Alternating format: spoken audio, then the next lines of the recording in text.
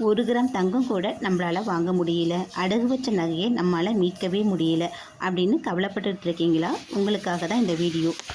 சில்லறையாக சேமித்து வச்சாலே ஈஸியாக நம்மளால் நகையை மீட்கவும் முடியும், நகை வாங்குறதுக்கு முடியும். அது எப்படிங்கிற ஒரு 5 டிப்ஸை தான் கூட ஷேர் பண்ணியிருக்கேன். வீடியோ ஃபுல்லுமே ஸ்கிப் பண்ணாமல் பாருங்கள், கண்டிப்பாக பயனுள்ளதாக இருக்கும். இது வரைக்கும் என்னுடைய வீடியோ பார்த்து சப்ஸ்கிரைப் பண்ணி சப்போர்ட் பண்ணுற அனைவருக்குமே மிக்க நன்றி. ஹலோ ஃப்ரெண்ட்ஸ், வெல்கம் டு கண்கலை ஃபேமிலி விலாக். அடகு வைத்த நகையை மீட்பதற்கான சிம்பிள் டிப்ஸ் தான் கூட ஷேர் பண்ணியிருக்கேன். இந்த டிப்ஸ் எல்லாமே தெரிந்தாலே நம்மால் ஈஸியாக நகையை மீட்க முடியும். நடுத்தர குடும்பத்தினரின் பெரிய கனவே நகை வாங்காவிட்டாலும் பரவாயில்ல, அடகு வைத்த நகையை எப்படி மீட்பது அப்படிங்கிறத பற்றி தான் நம்ம கவலைப்பட்டுக்கிட்டு இருப்போம்.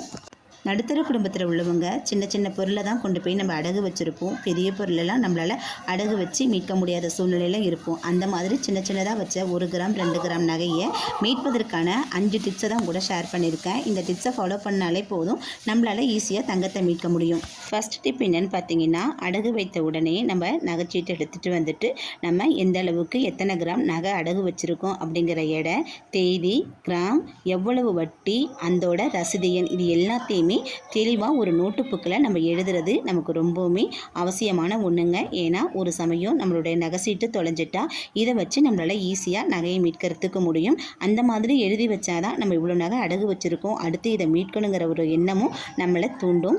அடுத்த டிப் என்னன்னு பார்த்தீங்கன்னா, மாதந்தோறும் நகைக்கு நம்ம வட்டி கட்டுற தேதியை மறக்கவே கூடாது.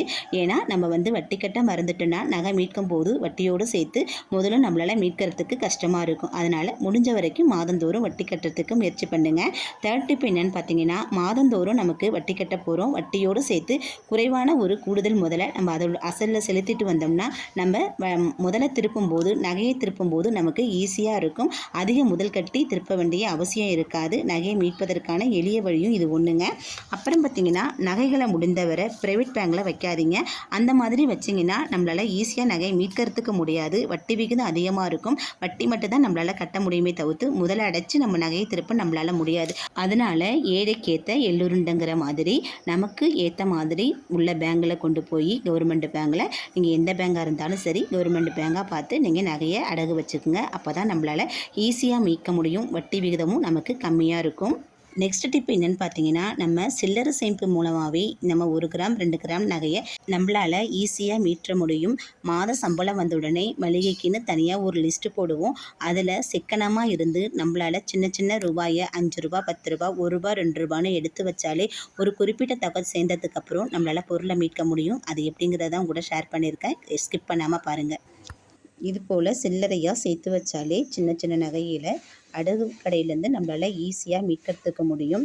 நம்ம அதிகமாக பணம் கட்டி தான் மீட்கணும்னு கிடையாது. நம்ம வீட்டில் இருக்கிற காசை நம்ம எந்த அளவுக்கு சிக்கனப்படுத்துகிறோமோ அந்த அளவுக்கு சிக்கனப்படுத்தி இந்த மாதிரி சின்ன சின்ன பொருட்களை நம்மளால் மீட்டுக்கிறதுக்கு முடியும். அதுக்கான ஒரு சேவிங் டிப்ஸை தான் கூட ஷேர் பண்ணியிருக்கேன். ஏதோ ஒரு அவசரத்துக்கு நம்மளுடைய தேவைக்கு நம்ம கொண்டு நகையை அடகு வச்சுருப்போம். நம்ம நிறையா பணம் கையில் வந்தால் தான் மீட்டுக்கலாம் அப்படிங்கிற மாதிரி நம்ம எண்ணிக்கிட்டு இருப்போம். அந்த மாதிரி நினச்சாலாம் எப்போவுமே நம்மளால் மீட்கிறதுக்கு முடியாது. அதாவது middle class family, daily salary உள்ளவங்களுக்கு சொல்கிறேன். அதிகமாக சம்பளம் உள்ளவங்களுக்கு, அதிகப்படியாக காசு கொடுத்து மீட்கிறவங்களுக்கு கிடையாது. கொஞ்சமாக நகையை கொண்டு அடகு வச்சுட்டு இதை கூட நம்மளால் மீட்க முடியலையே அப்படின்னு நினச்சி கவலைப்பட்டுக்கிட்டு இருக்கவங்களுக்காக இந்த டிப்ஸை ஷேர் பண்ணியிருக்கேன். உங்களுக்கும் கண்டிப்பாக ஒர்க் அவுட் ஆகும். நான் இந்த மாதிரி சின்ன சின்னதாக சேர்த்து வச்சுருந்து இந்த மாதிரி சின்ன பொருட்களை அடகு வைக்கும் போது அந்த பொருளெல்லாம் நான் மீட்டெடுத்துப்பேன். இல்லை மீதம் இருக்கிற நேரத்தில் அந்த காசை வட்டி கட்டுறதுக்கும் கூடுதலான முதல்ல கொண்டு வர வைக்கிறதுக்கும் அந்த பணம் எனக்கு உதவும். உங்களுக்கும் உதவுற மாதிரி இருந்தால் நீங்களும் ட்ரை பண்ணி பாருங்கள். வாங்க இந்த டிப்ஸ் என்னன்னு கூட ஷேர் பண்ணுறேன். 5 ரூபா 10 ரூபா தானே அப்படின்னு நினைக்காதீங்க. 5 ரூபா 10 ரூபாயை நம்ம எடுத்து வச்சாலும் நம்மளால் நிறைய சேமிக்கிறதுக்கு முடியும். ரூபா 10 ரூபா தானே அப்படின்னு நினச்சி அலட்சியமாக நினைக்காதீங்க. சின்ன சின்னதாக சேர்த்து வைக்கிற 1 ரூபா 2 ரூபா தான் நமக்கு ஒரு காலத்துக்கு அப்புறம் பெரிய தொகையாக மாறி நிற்கும். நம்மளால் முழுமையாக காசு போட்டு நகை திருப்ப முடியல, நிறைய காசு கையில் சேர மாட்டுது அப்படின்னு நினைக்கிறவங்க இந்த மாதிரி சின்ன சின்னதாக சேமித்து வச்சு நம்ம நகை மீட்கிறதுக்கு முயற்சி பண்ணலாங்க. ஃபஸ்ட்டு நாள் 5 ரூபா இந்த மாதிரி ஒரு அட்டவணையை நீங்கள் எழுதி வச்சுக்கோங்க. உங்களால் எந்த அளவுக்கு கையில் காசு கிடைக்குதோ அந்த மாதிரி நீங்கள் டிக் பண்ணி வச்சுக்கோங்க. இப்போ ஒரு 130 ரூபா நம்ம கையில் இன்றைக்கி ஜாமான் வாங்கிட்டு மீதி காசு இருக்குது அப்படின்னா அந்த இதை போட்டுட்டு அதை டிக் பண்ணி வச்சுக்கோங்க. ஃபர்ஸ்ட் நாள் 5, 10, 15, 20, 25 இந்த மாதிரி சில்லறையாக நம்ம கையில் எப்போல்லாம் காசு கிடைக்குதோ அதே மாதிரி போட்டு வச்சுட்டு வாங்க. என்னால் ₹100, ₹200, ₹80 இந்த மாதிரிலாம் போட முடியாதுன்னா உங்கள் கையில் எந்த அளவுக்கு 5, 10, 20, 30ன்னு கிடைக்குதோ அதே மாதிரி சிறுக சிறுக போட்டு வச்சுட்டு வாங்க. ஒரு மாதத்துக்கு நம்மளால் ₹2370 இந்த மாதிரி சேமிக்க முடியும். இந்த மாதிரி உள்ள தொகை என்னால் போட முடியாது அப்படின்னு நினைக்கிறவங்க இதோட கம்மியான காசு நம்மளால் சேமிக்கிறதுக்கு முடியும். அந்த காசை எடுத்துகிட்டு போய் நம்ம மாதம் மாதம் நகை மீட்கிறதுக்கு நம்ம அடகு கடையில் வரவு வைக்கலாங்க. வரவு வைக்கும் போது நமக்கு வட்டியும் குறையும். வட்டியுடன் சேர்ந்த முதல்ல நமக்கு கொஞ்சம் கொஞ்சமாக குறைஞ்சிக்கிட்டு வரும். நம்ம ₹5, ₹10ன்னு 30 நாளைக்கு இந்த அமௌண்ட் நம்ம போட்டுட்டு வந்தோம்னா ₹2370 நம்மளால் சேமிக்கிறதுக்கு முடியும். இதை வார சம்பளம் வாங்குறவங்க, மாதம் சம்பளம் வாங்குறவங்களும் ஈஸியாக சேமிக்கிறதுக்கு முடியும். மாதம் உள்ளவங்க இந்த மாதிரி ரொக்கமாக எடுத்துகிட்டு போய் பணத்தை கட்டிடுவாங்க. வார சம்பளம் வாங்குறவங்க உங்களுடைய கூட்டுத்தொகைக்கு தகுந்த மாதிரி நீங்கள் பணத்தை சேமித்து வச்சுக்கோங்க. டெய்லி சம்பளம் வாங்குறவங்க இந்த மாதிரி செலவு போக மீதியை எடுத்து வச்சோம்னா நம்மளால் ஈஸியாக நகை மீட்கிறதுக்கு முடியும். அப்பப்போ கேமரா லைட்டாக ஆஃப் ஆகி வருதுங்க. அதனால தான் கொஞ்சம் இருட்டாக தெரியுது. நம்மளால் ஒரு மாதத்துக்கு ₹2370 சேமிக்க முடிஞ்சதுன்னா நம்ம 3 மாதத்துக்கு நம்மளால் ₹7110 நம்மளால் சேமிக்கிறதுக்கு முடியும். ஒரு கிராம் நகை அடகு வச்சுருக்கோம் அப்படிங்கிற பட்சத்தில் இந்த ₹7110 கொண்டு கொடுத்து நம்மளால் ஒரு மாதத்துலேயே நம்மளால் 3 மாதத்துலேயே நம்மளால் திருப்பிட்டு வந்துட முடியும். ₹2370 கையில் வச்சில்லாமல் அப்பப்போ கொண்டு போய் நகை கடையில் வரவு வச்சுட்டு வந்துடுங்க.